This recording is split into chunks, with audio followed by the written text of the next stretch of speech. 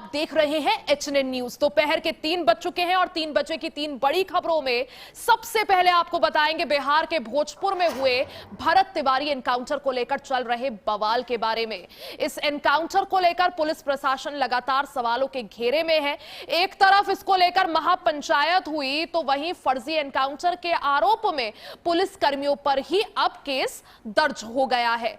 वहीं दूसरी बड़ी खबर में आपको समझाएंगे कि अयोध्या राम मंदिर में चढ़ावा चोरी मामले में जो रिपोर्ट एसआईटी ने पीएमओ को सौंपी है उसमें आखिर क्या कुछ बड़े खुलासे हुए हैं और क्या ये बवाल आखिर क्यों कम नहीं हो रहा है। एक और जहां समाजवादी पार्टी के मुखिया अखिलेश यादव लगातार इस मामले को लेकर सरकार को घेरने में लगे हुए हैं, वहीं इस बीच इस पूरे मामले की जांच एसआईटी को सौंपी गई। एसआईटी ने प्राथमिक रिपोर्ट पीएमओ को सौंप दी है, लेकिन इस रिपोर्ट में ऐसे खुलासे हुए हैं जिसने सबको हैरान कर दिया है। तीसरी बड़ी खबर में बात करेंगे पुणे के चर्चित केतन हत्याकांड की। 26 साल के बिजनेसमैन केतन की हत्या करने के आरोप में केतन की मंगेतर और उसके बॉयफ्रेंड को पुलिस ने गिरफ्तार कर लिया है। कैसे केतन की मंगेतर सिया ने अपने बॉयफ्रेंड के साथ मिलकर हत्या की साजिश रची और पुलिस ने कैसे इस मामले का खुलासा किया, यह भी आपको आगे समझाएंगे। तो 3 बजे की ये 3 बड़ी खबरें आपकी टीवी स्क्रीन पर।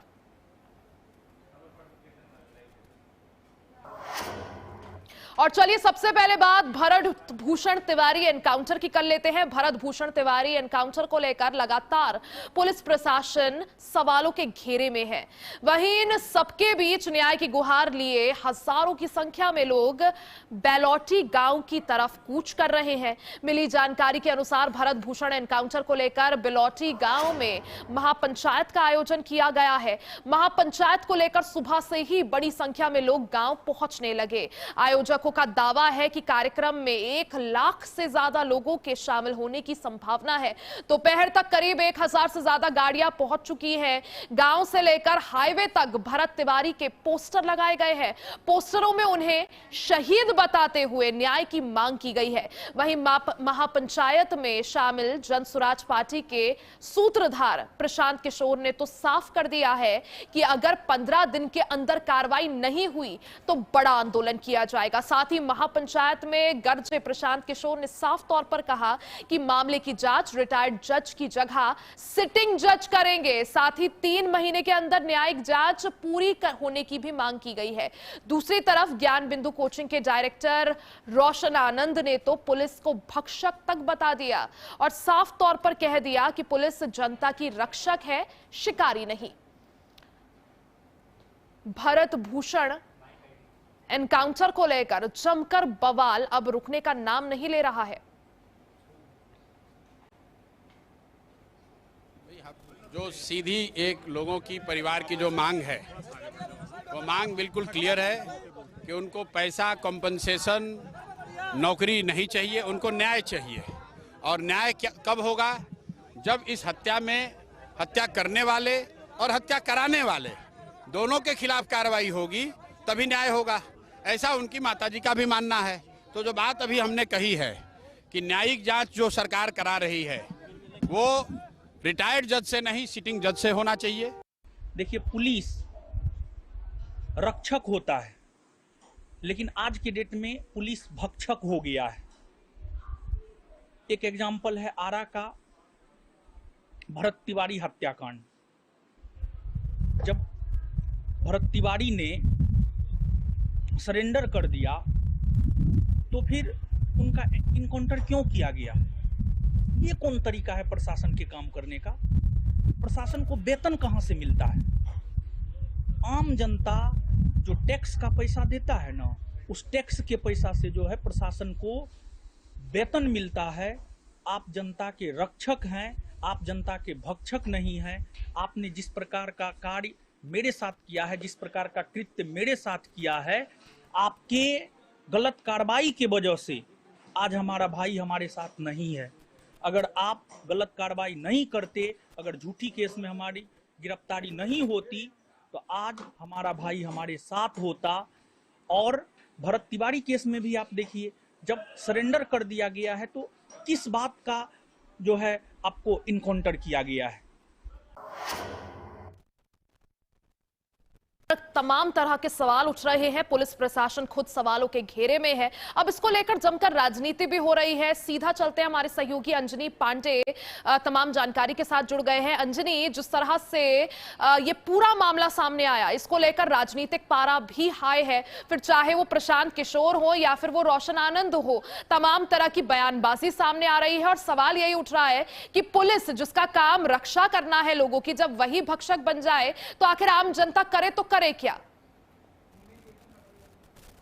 देखिए, जिस तरीके से इस इनकाउंटर की बात आई है, इनकाउंटर के बाद जो राजनीतिक माहौल जो है वो गर्म है पूरे प्रदेश का। साथ ही साथ जो सामाजिक संगठन के जुड़े लोग हैं, उन लोगों ने भी इसके खिलाफ जो है आवाज उठाई है और आखिरकार एफआईआर दर्ज जो है वो कर लिया गया है उन अधिकारियों, उन पुलिसकर्मियों के खिलाफ जो इस इनकाउंटर में शामिल थे। उसके बाद जो वहाँ के एसडीपीओ थे, उस राजेश वर्मा जी, उन्हें जो है वो लाइन हाजिर कर दिया गया और दूसरे एसडीपीओ को जो है वहाँ पर तैनात कर दिया गया। साथ ही साथ ये भी बात हो रही है कि जो एसडीएम, जिस एसडीएम के खिलाफ लगातार भरत तिवारी जो है वो आवाज उठा रहे थे, और चूंकि जो इलाका है वह इलाका बाढ़ पीड़ित इलाका है, जो कटाव है, कटाव पीड़ित के लोग वहाँ पर रहते हैं, उनकी आवाज को उठाया जा रहा था और एसडीएम के खिलाफ कई ऐसे कहा जा रहा है, उनके जो परिजन उनके द्वारा कहा जा रहा है कि एसडीएम के खिलाफ कई ऐसे साक्ष्य थे उनके मोबाइल में मौजूद, जिसको लेकर के एसडीएम जो है नाराज थे और प्रशासन की बात कहें तो नाराजगी थी उसके प्रति। तो अब एसडीएम से भी पूछताछ इस मामले में जो है वो होने वाली है कि आखिरकार किस तरह से, कौन सी ऐसी वजह थी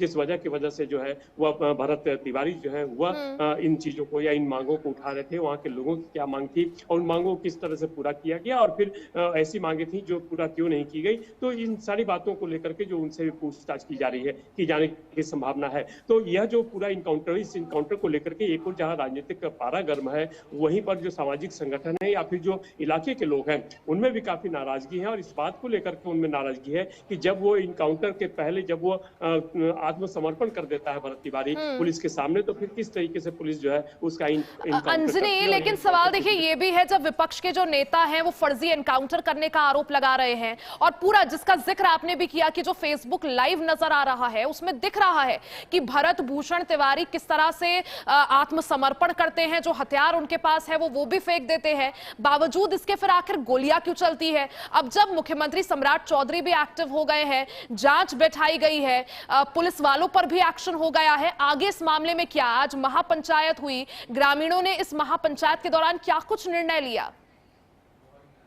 देखिए, जो ग्रामीण है, ग्रामीण वहाँ के काफी आक्रोशित हैं, क्योंकि वो मानते हैं कि जिस तरह से उनकी आवाज को उठाया जा रहा था भरत तिवारी के द्वारा और कई ऐसी मांगे, कई ऐसी उनकी आवश्यक जरूरतें थी जिन आवश्यक जरूरतों को पूरा भी किया गया उनकी मांग के आधार पर। तो जो भरत तिवारी को जो वहाँ के लोग हैं, वहाँ के जो ग्रामीण हैं, वो काफी मानते हैं कि उनके लिए उन्होंने काफी काम किया था और आगे भी काम करते हैं। लेकिन इसी बीच इस तरह की मुठभेड़ की घटनाएं होती है और ये मुठभेड़ में वहां पर के लोग मौजूद हैं जो प्रत्यक्षदर्शी, उनका कहना है कि जब हथियार फेंक दिया गया तो उसके बाद जो एसडीपीओ थे उन्होंने उसके हाथ पर, कंधे पर हाथ देकर के उसे ले जाने लगे। इसी बीच जो है वो एसटीएफ के जो दूसरे और एसआईटी के जो दूसरे और सिपाही थे, जो कर्मचारी थे, जो अधिकारी थे, उन लोगों ने जो है वो गोली चला दी, जिसकी वजह से जो है उसकी मौत हुई। गाड़ी में बिठाने के बाद भी उसे कई गोलियां जो है वो मारी गई हैं, ऐसा आरोप है वहाँ के स्थानीय लोगों के द्वारा और परिजनों के द्वारा भी। हालांकि अभी ये न्यायिक जांच आयोग के गठन कर दिया गया, न्यायिक जांच की मांग की गई थी और जो मुख्यमंत्री हैं सम्राट चौधरी, उन्होंने ये घोषणा भी कर दी,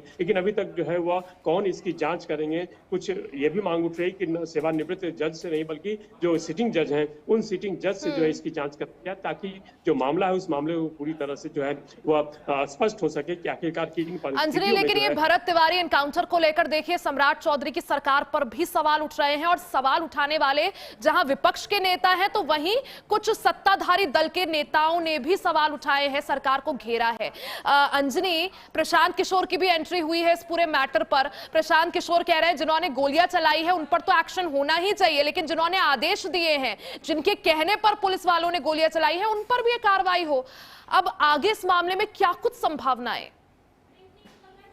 देखिए, जिस तरीके से इस मामले को लेकर के यदि राजनीतिक दृष्टिकोण से कहें तो जो भी जो सत्तारूढ़ दल के लोग हैं वो भी और कई ऐसे नेता हैं जो सत्तारूढ़ पार्टी से के हैं, मंत्री हैं, उन लोगों ने भी इस पर सवाल उठाया है और विपक्ष तो इस पर सवाल लगातार उठा ही रहा है। साथ ही साथ जो प्रशांत किशोर की बात आप कर रहे हैं, उन्होंने आज उनके परिजनों से मुलाकात की है। उनका मानना है कि जो परिजन, उन्हें किसी भी तरह का मुआवजा की जरूरत नहीं है, किसी तरह की मुआवजा की मांग नहीं, उनकी सिर्फ एक ही मांग है कि जिन लोगों ने इस मुठभेड़ की घटना को अंजाम दिया है, जिसके आदेश पर इस मुठभेड़ की घटना को अंजाम दिया गया है, उनके खिलाफ सख्त से सख्त कार्रवाई हो और उन्हें फांसी की सजा जो है वह दी जाए। और यह एफआईआर दर्ज करने के बाद भी यह मांग उठ रही है और पहले भी यह मांग जो है वो उठती रही है। अब यह देखना होगा कि किस तरीके से इस मांग को लेकर के या फिर जो घोषणा की गई है कि न्यायिक जांच की जाएगी, उस न्यायिक जांच का क्या प्रतिफल निकलता है, किस तरह से जांच आगे बढ़ती है। बिल्कुल, वो देखने और वाली जो बात ग्रामीण होगी है वहाँ अंजनी। के- और साथ ही ये भी कि जिस तरह से पूरा मामला हाईलाइट हुआ है, भरत भूषण तिवारी इनकाउंटर को फर्जी बताया जा रहा है, ग्रामीण हो या फिर भरत भूषण के परिवार वाले, वो लगातार पुलिस प्रशासन पर आरोप लगा रहे हैं। अब देखना यह होगा कि आगे क्या कुछ जो है एक्शन लिया जाता है और जो जिम्मेदार हैं उन पर आखिर कब एक्शन होता है, कब कार्रवाई होती है और कब जिम्मेदारों को सलाखों के पीछे पहुंचाया जाता है। आप नजर बनाए रखें। बहुत बहुत शुक्रिया जानकारी के लिए। 3 बजे की 3 बड़ी खबरों में आगे भी और खबरें आप तक पहुंचाएंगे। वक्त हो चला एक छोटे से ब्रेक का, फौरन वापस आएंगे, बने रहे हमारे साथ।